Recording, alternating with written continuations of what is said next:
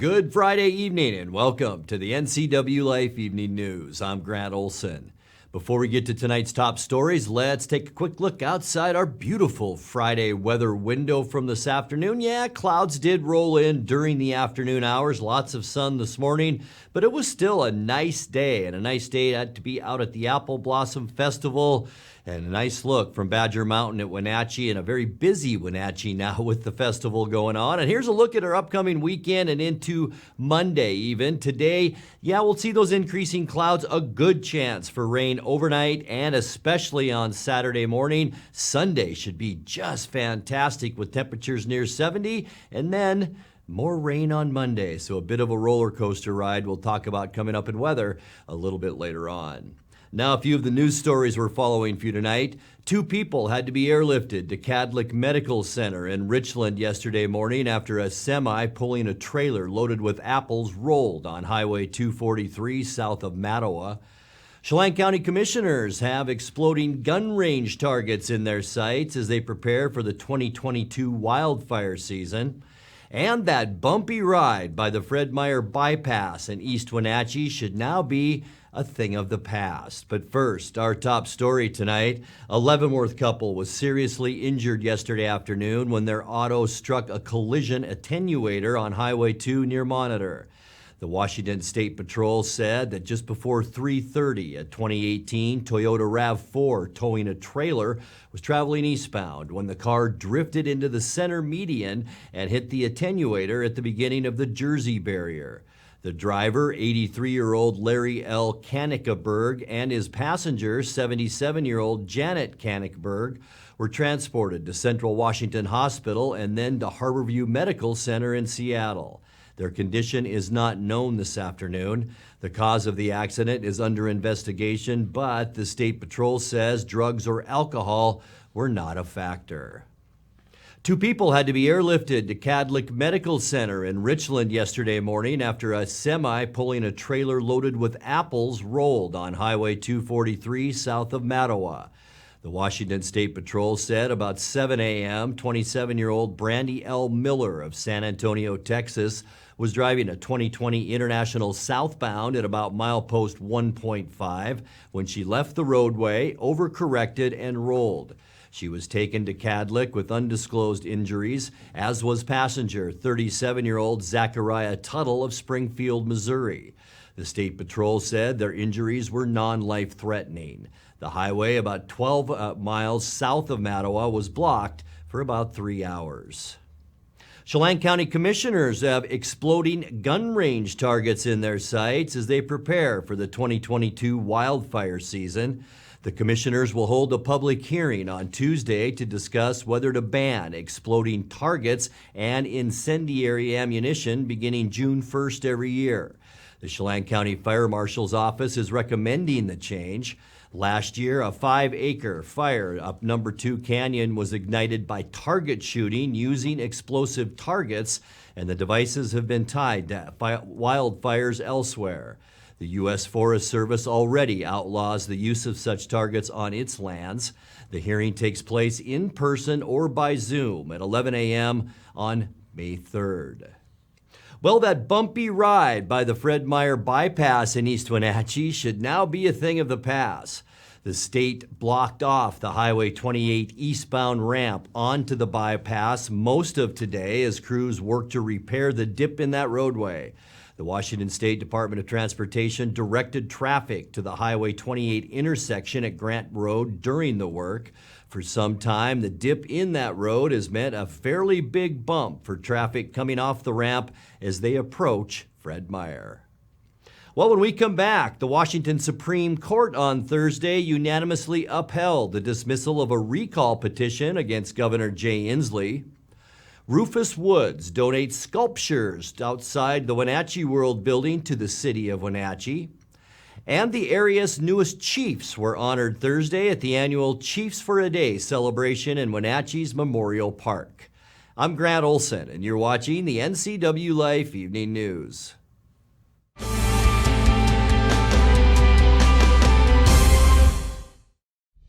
Introducing Alpine Airman. Because every home needs a superhero to eliminate poor indoor air quality, send inefficient operating equipment packing, and cut high energy bills down to size. For heating or cooling and equipment replacement, turn to the experts and the superheroes at Carrier and Alpine Air. We offer the best deals on high-efficiency Carrier products, along with friendly, knowledgeable service and incredible savings to fit your budget. It's going on 4 decades of doing business in the Wenatchee Valley. And I want people to know that it matters. It matters to me that people choose to do business with us. It matters that people trust us, trust us. That matters more than anything.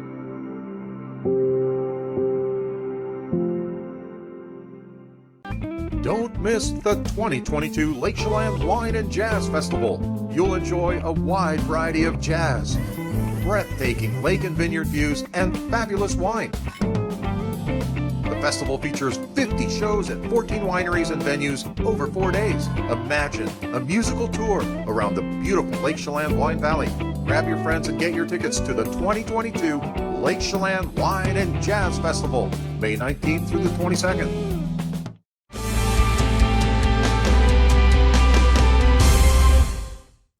Welcome back. In another news, the Washington Supreme Court on Thursday unanimously upheld the dismissal of a recall petition against Governor Jay Inslee. Plaintiffs sued last May in Thurston County, claiming Inslee's executive orders to combat the COVID-19 pandemic interfered with their constitutional rights. The lower court ruled against the plaintiffs, saying they had insufficient grounds to support a recall. The Supreme Court agreed. Washington was among the first states to experience a COVID-19 outbreak and the first to institute broad restrictions on gatherings, plus vaccination requirements for state workers once a vaccine became available. More than 12,000 people in Washington have died from the virus, including 230 in the Wenatchee Valley. Well, the city of Wenatchee is adding artwork to its collection representing the town's publishing past. Byline Time is a sculpture repurposed from parts of the Wenatchee World's decommissioned printing press parts, and it sat outside the newspaper's office building since the 1970s. The late publisher Wilfred Woods commissioned the work from sculptor James Stafford. His son Rufus Woods told the city council last night, now that his family's newspaper business has been sold and a sale of the building is in progress, the sculpture needs new caretakers. So the press was originally a New York Times, part of the New York Times, and it was sold to the Dallas Times Herald, and my grandfather bought it third hand from the Dallas Times Herald in 1949, and so that published a newspaper till 1971, and then it was scrapped out and took the extra pieces, and that's where the sculpture was created. The area's newest chiefs were honored yesterday at the annual Chiefs for a Day celebration in Wenatchee's Memorial Park. The Apple Blossom Festival tradition brought out an enthusiastic crowd. My name's Frank Kuntz. I'm the mayor of the city of Wenatchee, and to my left is... Hello, everyone. Mayor East Wenatchee, Jerry Crawford. And we are so excited to be back today for Chief for a Day and to start off the 103rd Washington State Apple Blossom Festival. So fun to see so many students here with us today, supporting your little friends who are up here with us today. Our Chief for a Day is Brian De La Rosa, and that's your cue. All right. I coached them up, and they did it exactly what they were supposed to do. Brian is a Wenatchee High School student. He is one of the fastest guys in the hallways. I think that he has precision navigation ability. He loves video games, and he's able to use some of that precision navigation to be successful with his video games. His parents are Maria and Damien, and they're here today with him to help celebrate as well. One of the things about him is his favorite color is blue, which it should be, all right? And one of his first orders as the chief of police is to go fishing. So I like this attitude. Mayor, can I do that too? I think what the important thing is Carlos has a heart to protect people. And you meet him and you see the smile on the face. He loves people and he wants to interact. And somebody said, I think the sheriff and I were talking about this as an election year, so we're kind of glad Carlos is just the sheriff for the day, or I'd probably be in really big trouble. Sean's really high energy, which is what it takes to be the chief of police for Fish and Wildlife, because we spend a lot of time outdoors. Sean spends a lot of time outdoors, loves sports, particularly likes the LA Rams, big fan of Cooper Kupp. He had a hard time figuring out what his favorite color was, but I think today it's tan and green because he looks outstanding in this uniform. And Giovanni's had a tough time deciding what he wants to do for his first command as chief for today, but what'd you decide? To do push-ups. All right. Yeah. Are you going to do push-ups or you want these guys doing push-ups? Anybody in a uniform? How about that? Yeah. Anybody in a uniform? How many push-ups you want to have them do? 5. Oh, 5. That's a good number. We're doing them right now, right? Ready? 1, 2, 3, 4, 5. Nice job. Nice work. Sheriff Yami, I've been accused of being overly talkative. The new sheriff today talks more than me. It was awesome. We had a great conversation all the way here today. I learned some things. Her first action, sorry, Liz, you got to give up your phone. She's taken the phone from her sister. That's her first action. Doesn't get any better looking than this, does it? What a handsome man. I think he's going to make a great trooper someday, but now he's the chief. And so on behalf of all 2,500 members of the Washington State Patrol, Chief, I want to say thank you, and I can't wait to hear what it is that you're going to do as your first order of business. Congratulations, Michaela, on being selected chief for the day for Chelan County Fire District 1. And her request was to ride in a fire truck in the parade. Request granted. We'll see you in the parade. Amelia's request was also to ride in the fire truck in the parade. Request granted. We'll see you in the parade on Saturday. And congratulations, Amelia, on being selected chief for the day for Douglas County Fire District 2, and her dad will pin the badge on her, or she'll just take it. Happy Apple Blossom, everybody. Mayor.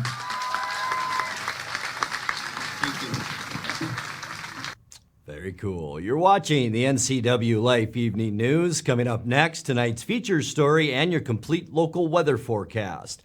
That and much more still to come on the NCWLIFE Evening News. Please stay with us.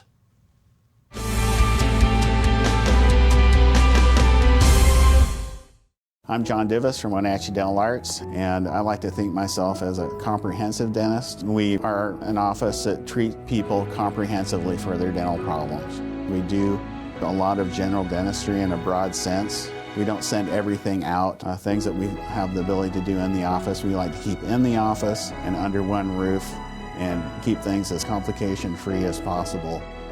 You can come to one place and have all their dental needs taken care of. Hello, my name is Brian Brett, the Fire Chief for Chelan County Fire District 1, and I just wanted to talk about how amazing our Rivercom team is. They are intentional, purposeful, and skillful in everything they do, and they are the best at what they do. How they prepare, how they handle the caller, how they coordinate the emergency services, and how they push themselves to be the best. This is the kind of spirit that our Rivercom telecommunicators have. Our community needs you, we need you, we admire you, you're our lifeline. You've got a lot to do today. While you're out and about, remember to dispose of your unused medications safely and anonymously. It's a simple act that makes your home a safer place. Next time you're at the pharmacy, just place them in the drop box. To find a location, visit medproject.org.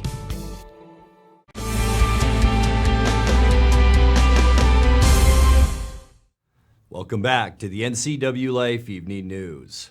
In tonight's feature story, Wenatchee residents may soon begin zipping around on publicly available electric scooters, thanks to an agreement between the city and the manufacturer. The Wenatchee City Council approved an agreement last night with Bird Rides by a vote of 6-1. Users would pay with a phone app to rent one of the e-scooters from pickup and drop-off stations. Up to 250 scooters could be deployed, with the city receiving 5 cents for every rental. A couple of key issues on the agreement. Riders must be 18 years old and have a valid driver's license to use the scooters. The scooters, the company does have a GPS technology that can geofence or control the speed and where the scooters go. And that could be modified over time as needed should the council or the community recommend that. The scooters are managed by a private third-party fleet manager that Bird will be having a contract with here in the city. And the agreement is for 1 year. We'll reassess, should it be approved, we'll reassess in 1 year. And it does have a 30-day out clause at any time during the year where if either party wants to terminate the agreement, we can. I think what made me more comfortable was the geofencing idea, and the idea that as you park the scooter, you take a picture of it and show that it was properly parked in a place where it's not going to be in the way. I think that kind of alleviates some of those things that I've seen. Spokane was a mess for a while. I literally tripped over a scooter in Spokane, just about hurt myself with it. And they were everywhere and they were a mess. I'm really on the fence about this. My first gut instinct is to vote no on it, but I will vote yes, simply because there is a 30-day out. I would hope that we would closely monitor it, and if there are serious problems, that we would discontinue it. I'm too concerned about safety and people throwing the scooters down just where they may be, but I'm willing to give it a try.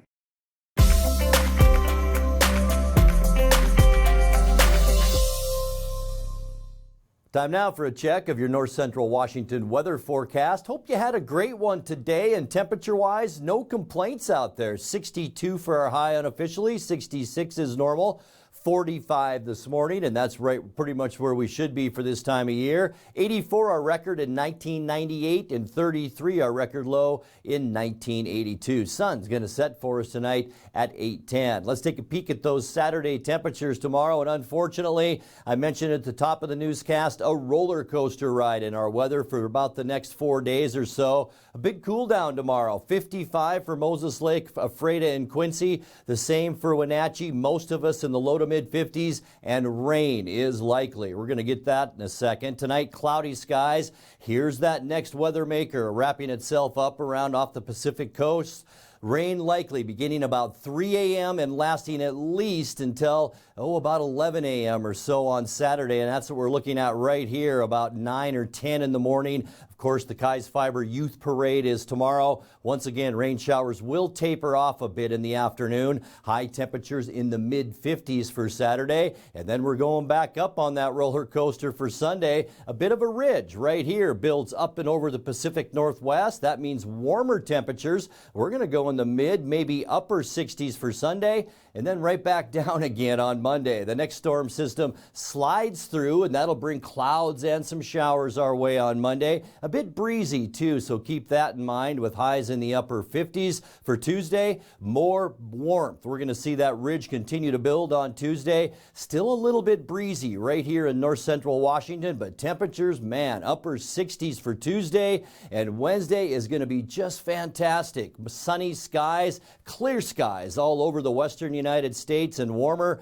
Our first possibly 70-degree day as we get into Wednesday, at least for April, that is. Thursday, not too bad either. We'll see a few more clouds on Thursday. There will be a good deal of showers in western Washington, so maybe an isolated shower here. It will stay mild with high temperatures once again on Thursday, right around that 70-degree mark. 44 tonight, 55 with rain tomorrow. Nice Sunday, and then not so nice Monday with rain likely, and then beautiful as we get into Tuesday, Wednesday, and Thursday with high temperatures near 70.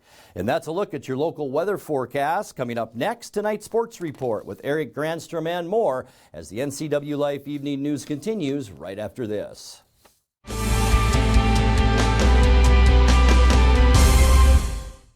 Right now is the best time to buy an RV, and the best place is Click It RV in Moses Lake. Alright, drive to Click It RV. Right now, Click It RV has spring discounts to deliver you unbeatable savings on travel trailers, fifth wheels, toy haulers, Class A or C motorhomes, both new and used, and more. Get the best deals and the lowest financing and the lowest price guarantee.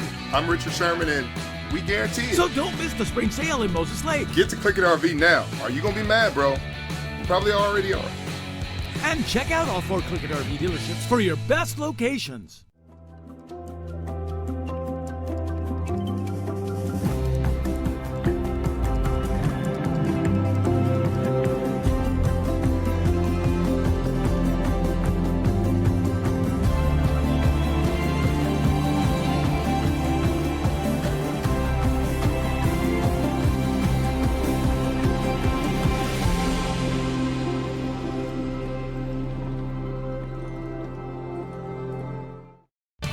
And now it's a sports update on the NCWLIFE channel. And a happy finally Friday to you. Seattle could not hold a lead early, and Chris Flexen was a hard luck loser as the Mariners fell to Tampa Bay Thursday 2-1. Eugenio Suarez came through with an RBI triple in the first inning, but Seattle's bats fell silent the rest of the way at Tropicana Field. Meanwhile, Chris Flexen battled into the 7th in a 1-1 tie before a comebacker bounced off his foot, allowing what proved to be the winning run to score. He chases one off the plate, sends this into right field. Margot can't get there. It takes a high bounce over his head. Frazier is in to score. It's another extra base hit. He wants 3, headed for third. And how about that? It's a ribby triple. Liner into right. That's in there for a base hit. Phillips has tied this game. He checks. They call a strike. What? Now the home plate umpire just called that a strike. I thought he was checking with Tom Hallion. Because Hallion said he didn't go, right? Yeah.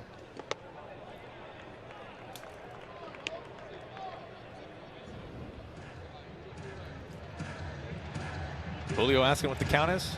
3-2. I think so, yeah. He's a bit confused also about it. I don't blame him. Yeah, it shouldn't be 3-2. Should it? He called it a strike. It was 2-1. Yes. He called it a strike. Hallion was giving him help because he thought he was asking for help. That made it when he really called it a strike.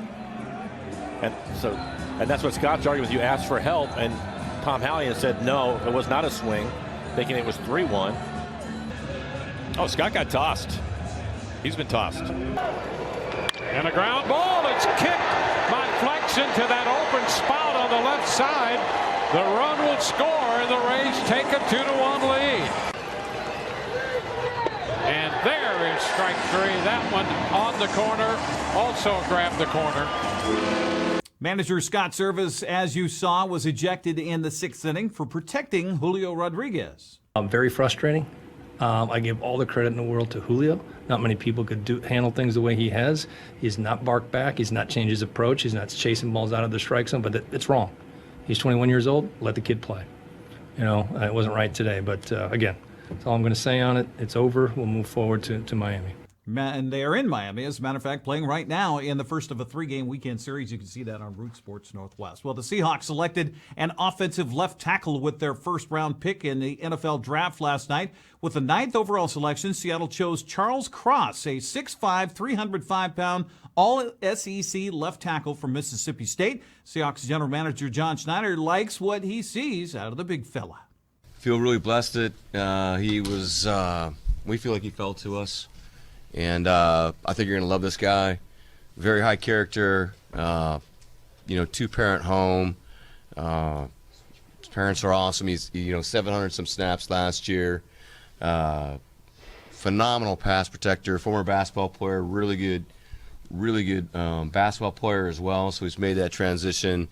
Not a lot of, you've probably heard over, the last 2 days or 7 months or whatever about the run game stuff. We feel like the guy's a really good athlete, is going to be able to run his feet and bend, and he can really move in space. So really kind of a scheme deal that they had there with Coach Leach, where they threw the ball like crazy, and he did a phenomenal job. Great job against top competition. As Schneider mentioned, Cross played for Mike Leach and his air raid offense, which throws about 90% of the time. Coach Pete Carroll says that bodes well when you need a pass protector in Cross. Well, when you're thinking left tackle, you're thinking pass protection. That's really the first thought, and he has had as much work at that as you could have. Mike runs an offense that's going to demand it, and he was out by himself a lot on the island out there, just like a guy has to be, and he had no problem with any of the movement, and he is stout enough to unload. He runs really well. He's a fast kid for a tackle, and you could just see all of that athleticism goes back to the hoops ability, but it just seemed to fit. That's the first thing is can he kick out and get on those fast guys and handle all the adjustments, and there's no problem for him at all. Seattle has a couple of picks in today's second round and another in the third. NFL draft is underway on the ESPN and the NFL Network. Well, the Seattle Kraken began its inaugural season 166 days ago against the Vegas Golden Knights. Tonight, Seattle plays its final home game of the first season against San Jose. Even though the season didn't rise to the expectations of fans in the win-loss column, it certainly hasn't disappointed in the level of excitement over professional hockey being in the Emerald City. Puck drops one more time at Climate Pledge Arena tonight, 7 o'clock. You can watch the action on Root Sports Northwest. Turning to battle of ranked baseball teams in North Central Washington. It went to the home team yesterday. We're talking prep action here as top-ranked Brewster edged fourth-ranked Chelan 4-3 in Brewster. Win improved the Bears' record to 16-2, while the Goats fell to 15-3. Also on the Les Schwab Prep Baseball scoreboard, Moses Lake Christian beat Bridgeport 14-4. Eastmont's on the road at Sunnyside for a doubleheader today. Also, Okanagan's hosting Manson for a couple of games. Lake Roosevelt visits Liberty Bell. Wenatchee's hosting Davis, and at Rec Park. Battle for first in the Big Nine is in Yakima, where West Valley hosts Moses Lake, and a doubleheader that is underway. Excuse me. Full slate of games begins tomorrow morning at 11 o'clock. We'll all be doubleheaders. Ellensburg visits Ephrata. Quincy hosts Omak. Cascade travels to Chelan. Waterville Mansfield hosts Paterra. Riverside Christian plays at Bridgeport, and Brewster travels to Oroville. Waterville Mansfield continued its dominance in prep fast pitch softball yesterday. How about the Shockers, huh? They swept a twin bill from Soap Lake 20-7 and 25-1. Okanagan beat Brewster 11-1. On the schedule for today, Liberty Bell's hosting Lake Roosevelt in a twin bill. Eastmont's looking for redemption against Sunnyside in the first two games at home. Wenatchee visits Davis for 2. Moses Lake looks to continue its hold on first place of the Big Nine at home today against West Valley. Coming up tomorrow, it's a busy day. Schedule gets underway at 10 o'clock. Waterville Mansfield traveling to Pateras. Ephrata hosting Ellensburg at 11. That's also the same start time for Tonasket at Cashmere. Quincy hosts Omak. Brewster's at Oroville. Soap Lake hosts Bridgeport. Well, there was quite a bit of activity on the pitch yesterday. We're talking soccer here, boys soccer. Brewster beat Manson 3-1. Liberty Bell topped Tonasket. Bridgeport pasted Pateras. It was Okanagan over Oroville. Grandview beat Ephrata. The battle of the top spot in the Caribou Trailing went to Quincy as the Jackrabbits edged Cascade in Leavenworth by a final of 2-1. Now, the schedule today, Cashmere's hosting Chelan. Eastmont's on the road at Eisenhower. Wenatchee has a chance to avenge its only loss in league play, hosting Davis tonight in the Apple Bowl. Moses Lake, meanwhile, traveling to Sunnyside. There's a lot more to get to, but we don't have time for it, so go to our website, NCWLIFE.com. Big weekend at WVSO. They've got the Apple Blossom 100 tomorrow, the Leonard Evans 150 on Sunday, and even some indoor football at the arena. That's sports. Grant, back to you. Lots going on. Thank you very much, Eric. And that is going to do it for our newscast tonight. For more on these stories and other news from around North Central Washington, you can find us on Facebook or our website at ncwlife.com. And remember, if you see news happening, we'd like to hear from you. You can send us an email at news@ncwlife.com or give us a call at 888-6295. I'm Grant Olson. Thanks for joining us, and have a great Apple Blossom weekend.